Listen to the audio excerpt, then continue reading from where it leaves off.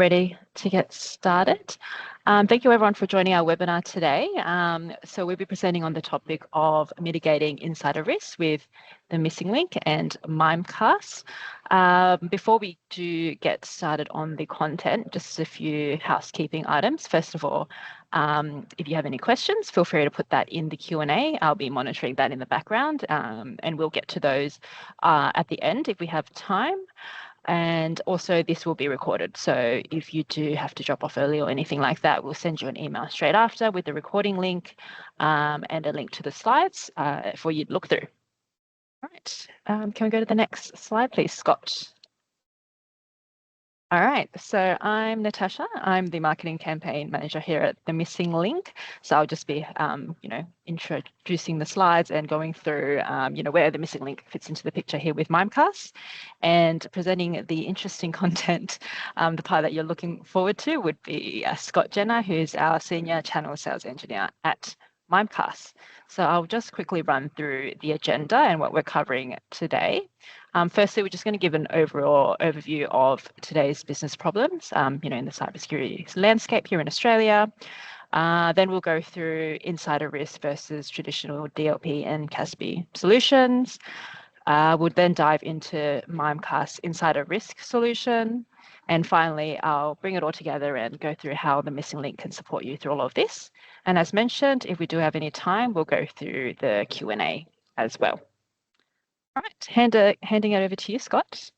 Perfect. Thanks, Natasha. Hi, everyone. So in terms of the general sort of business problems that Mimecast is trying to solve, there's the traditional sort of data problems that we've been dealing with for a number of years around things like customer data protection, cloud visibility, IP theft to a certain degree. And we've used traditional sort of DLP, CASB, UEBA solutions to try cater for these risks. But we're also seeing some very sort of new complicated problems, things like source code protection, shadow gen AI, how is this being used, what data is leaving going to these different systems, what systems are being used from an AI perspective. And then, of course, there's also things around how do we monitor what's happening with our departing employees, with our contractors, with our new starters, to try to have a better understanding of actually what's going on with our data. So because of these sort of new data problems, Mimecast has developed a insider risk solution.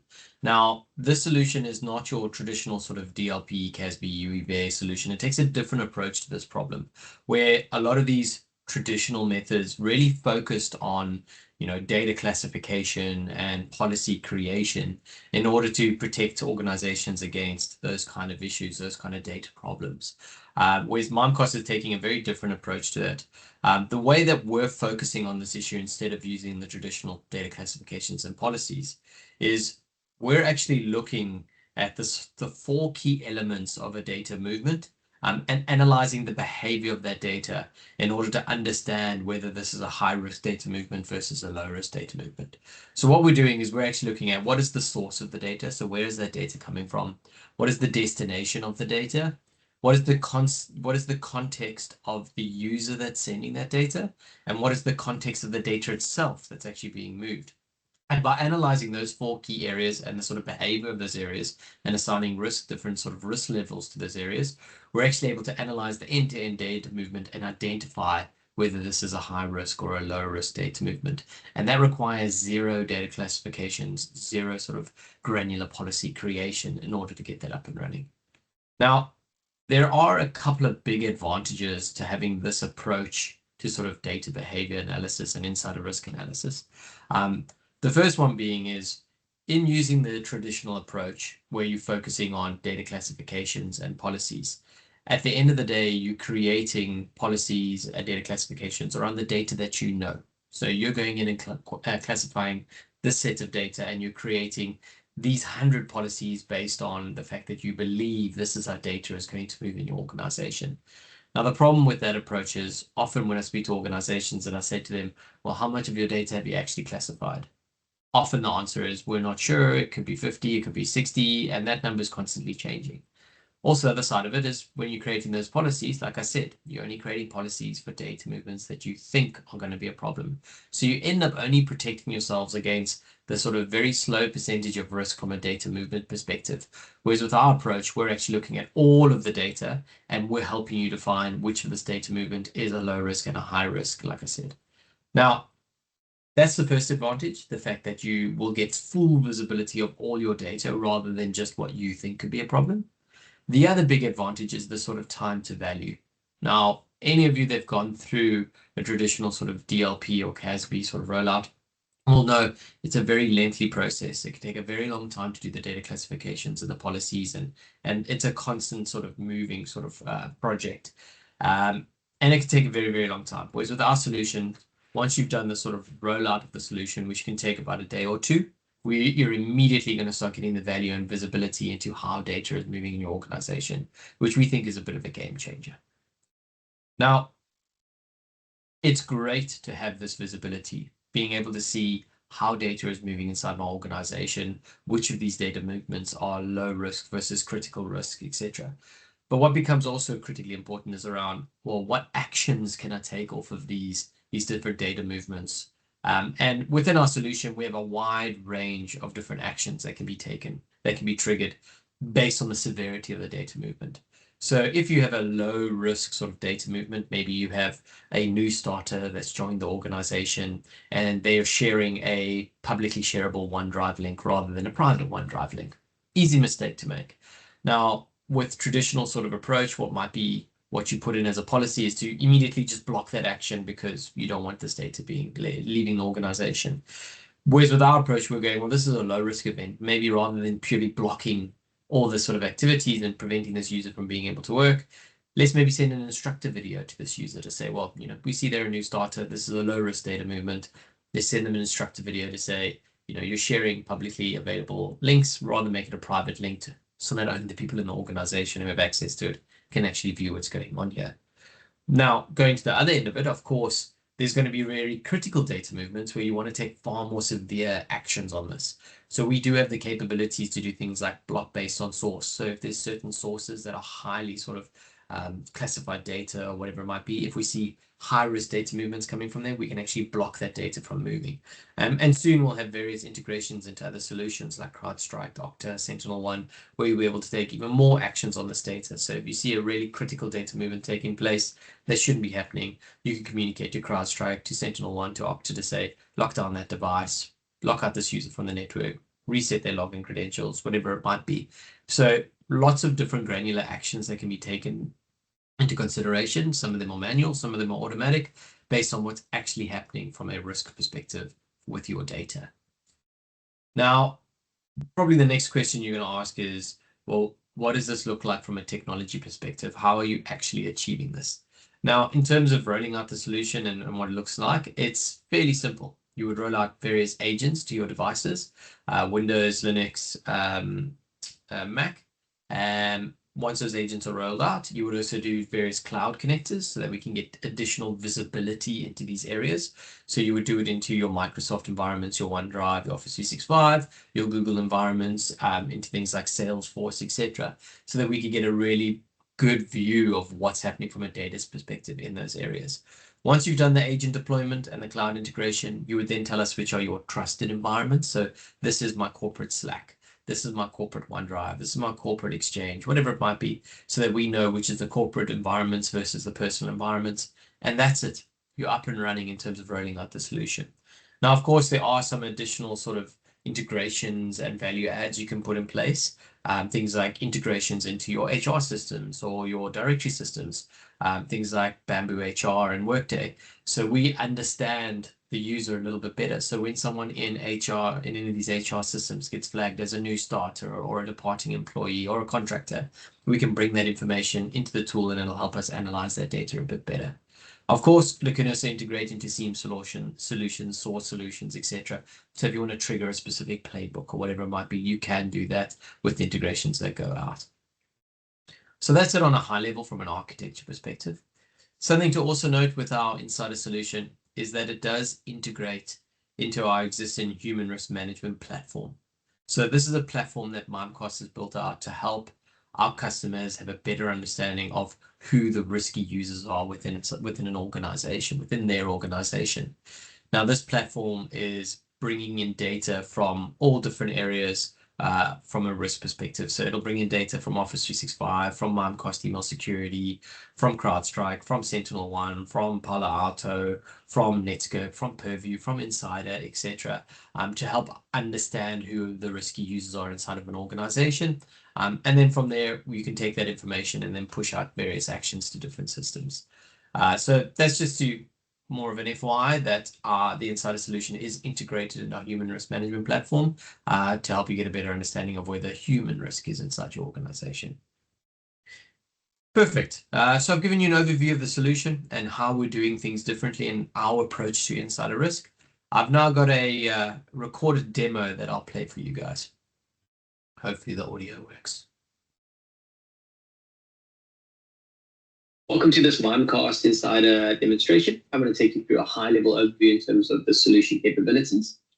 Once you've implemented the solution, which on a high level involves rolling out various agents to your devices, doing some cloud connectors to your internal systems, things like Salesforce, OneDrive, Microsoft environments, so that we can get additional visibilities in those environments, and connecting some integrations into tools like Workday, etc., which allows us to get more detail on users' categorizations, like a departing employee. The last thing you would then need to do is set up your trusted environments. So stating which of your environments are actually your corporate environments. So this is my corporate OneDrive, this is my corporate GitHub, this is my corporate Microsoft environment. So we know those are the corporate environments to sort of keep an eye on. Then once that's up and running, you're going to start getting really good visibility and value from the solution in terms of how data is actually moving in your organization. So as you can see down here, I can very quickly start to see some of the sort of key data movements, where data is being pulled from, where's data going to. Now, the very important thing with this is a lot of this visibility, or just about all of this visibility, you're going to get without having to have data classifications and sort of really granular policies in place. So you don't need to have a full sort of insight into your data before starting to see visibility and value with the solution. As an example, you see very quickly over here, there's a bunch of data going from Dropbox to Perplexity. I did not set up a policy to say, I want to see if any data goes to Perplexity. This solution is going to immediately start showing me that. And with that, I can start getting really good granular detail about what's actually happening in my organization from a sort of data visibility perspective. If I scroll further down, I can start getting a lot more granular detail in terms of, what is the source of data that's moving within my organization, whether it's coming from Google Drive, Office 365, GitHub, Dropbox, Workday, etc. And with a lot of our customers that we set this up for, often there are things in this list that they've never heard of and they didn't realize were being used inside their organization. And it's a similar story for destination and sort of file details. So this destination gives you information around where is this data actually going. Is it going to removable media? Is it going to GitHub, to GoFile, to Google Drive, to AI tools?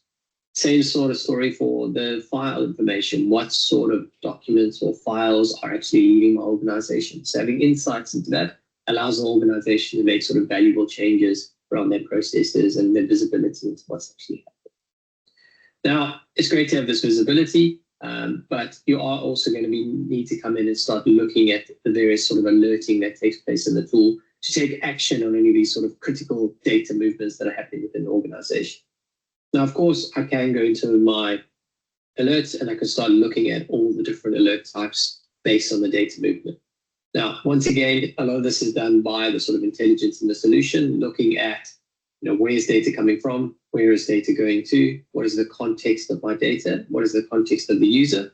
Looking at the combination of those four elements and assigning scores to those different elements will allow us to then identify, well, which is critical data movement and which is sort of moderate, low risk data movement. And that's what's going to get pulled up into this alerting environment. So I can very quickly start seeing, what are my critical data movements? What are these different alerts that I need to take action on? And you can very clearly start to see information that's being moved from departing employees. What is that information? Where is that information going to, etc. Now, of course, I can click on any of these and I can start seeing a lot more detail around what is the data, who is the user, where is it moved from and to, what is the history of that document, etc. Now, this is great for you to go through your alerts, analyze your alerts, and take action on those. Now, of course, you can also do your own sort of investigation. So if I want to come into my forensic search and I want to specifically look for certain data movements, of course you can do that. So let's just say, as an example, I want to look for anything that's come from Salesforce. I can do that. So I can very quickly say, what's my source category over the last day, pick search, and now I can say, oh, let's expand that. Let's make it the last 30 days.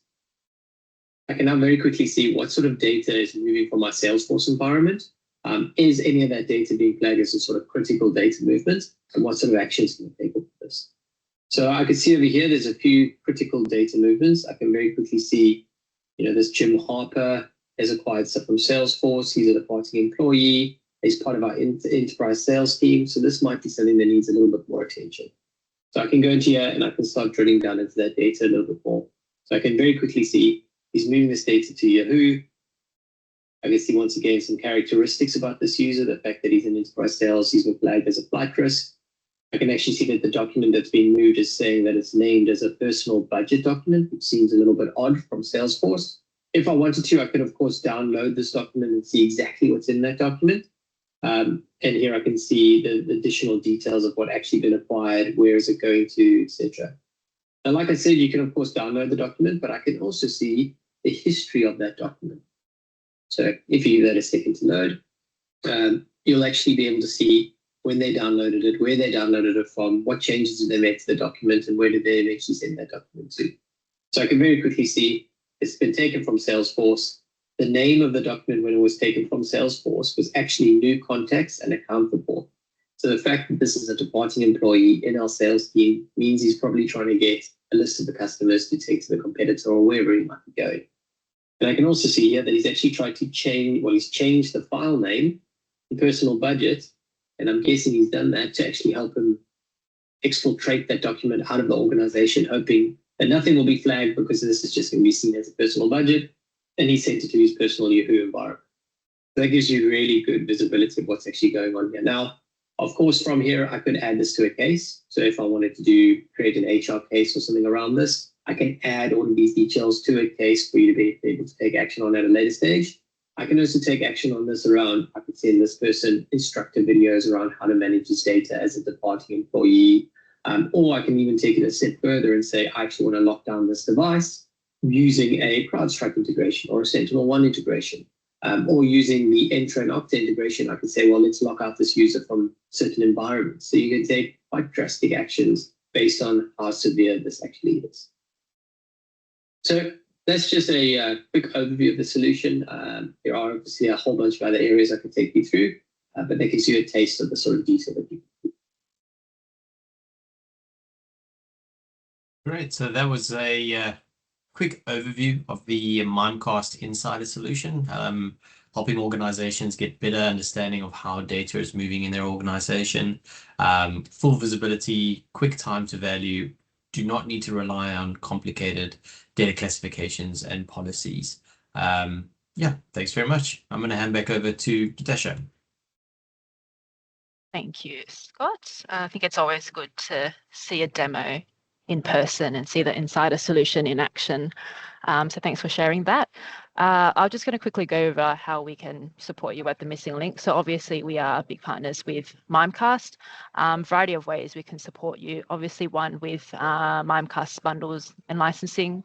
Overall, just web and email security, whether you're looking at solutions from a phishing standpoint, business email compromise, obviously shadow AI, that's a big thing now as well. Overall security awareness training. We are a managed service provider as well. So if security awareness training is something you're looking for as well, that is something we cover. Or maybe even generally, if you're looking for a security controls review, you want to have a look at where to start, where you are at in terms of different security controls. So doing an overall assessment, getting a maturity score, and just having an overall look at a gap analysis and, building a roadmap to where you want to achieve in terms of a security and maturity level. So all of those different areas we can support you. And obviously we work really closely with Mimecast as well. So we've got that expertise on their side to support people like Scott that, the brains behind all of this. We're able to support you there. So please feel free to reach out to us. We've got that email address there as well. Could you go to the next slide, please, Scott? Amazing. And just a few other things, that help support, our experience in the industry. So one, if you don't know, we are now part of Infosys. So we've got hands and feet, obviously, across Australia here at the Missing Link, but now we've got that scale from a global perspective with Infosys. So that's definitely a big feature for us. Secondly is our unmatched customer report. So we've got a great CSAT score. We talk about this all the time. We get CSAT scores that are consistently over 95% month after month. So that is definitely something we're very proud of. Third one, which is of course very relevant in this context, is we're security led by design. So we've got, as we like to say, one of the best cybersecurity teams in Australia, CREST certified, ISO certified. We've got offensive security solutions, great GRC team as well. We're also an end-to-end technology partner. So we cover the security part, but we've also got a great infrastructure and cloud team, and also AI. So we do it all end-to-end. We've also got a proven model that we work with. We follow a assess, improve, and manage model, and we apply that to all of our customers, and that ensures that we're always making sure that we're providing the top service all around. And finally, we do like to talk about the fact that we have a lot of awards to back us up. So that's industry awards, but also vendor awards. So we work with a lot of top partners as other vendors as well. So we're quite proud of that. So that's on the why the missing link. I think we're pretty much covered all the content. Was there anything else, Scott, that you wanted to cover? No, that was it from my side. No? I think we may have a question in the Q&A. Go for it. Yes, we do. Question is, what makes Insider different from other DLP solutions that are already in the market? Yeah, I mean, I think a lot of the sort of traditional DLP approach was, like I was saying, it's very much policy driven. So you have to understand your data, create a policy to say, I want to look for this data movement, doing this, using this data classification. And it's very much got a preventative approach as well. So you create this policy to stop this data movement. And although that might be good in some instances for certain use cases, and that capability of creating a policy to stop a certain thing happening can be built into Insider. We do have that functionality, but relying purely on that, we're seeing as something that's not really working today, because of the time it takes, because of the knowledge you need to have, and because it actually creates a lot of blind spots in your sort of insider risk from a data perspective. And that's why we've taken the approach of saying, well, let's analyze all your data and let's use our intelligence to actually bring that data to the surface to show you the data movements that's taking place, which are low risk, which are high risk, etc. And like I said in my demo, because of that approach, often when we go and show this to customers, there's stuff in there that they're like, we had no idea that this data was moving in this way. We had no idea that our team were using these different tools, whether it's AI tools or data analysis tools, whatever it might be. So it really helps to give that visibility and then able to take action on it rather than relying on that sort of policy-driven approach of the old school sort of DLP stuff. Thank you. Whoever asked that, I hope I answered your question. I think you did. Okay. Any final questions from anyone? Don't see anything else. All right, I think that's it. As I mentioned, I will send a recording of this webinar, so feel free to watch that demo again if you want. I think it's quite a good demo, so feel free to watch that, or if you want to have your own demo yourself within your environment, we can set up some time with the Mimecast team and get that sorted. Otherwise, look out for that email with the recording, and hope you all have a rest good of the day. And if you've got any questions, think of any questions, just send that by email. We'll get back to you. All right. Thank you. Thanks, Scott. Thanks, everyone. Cheers.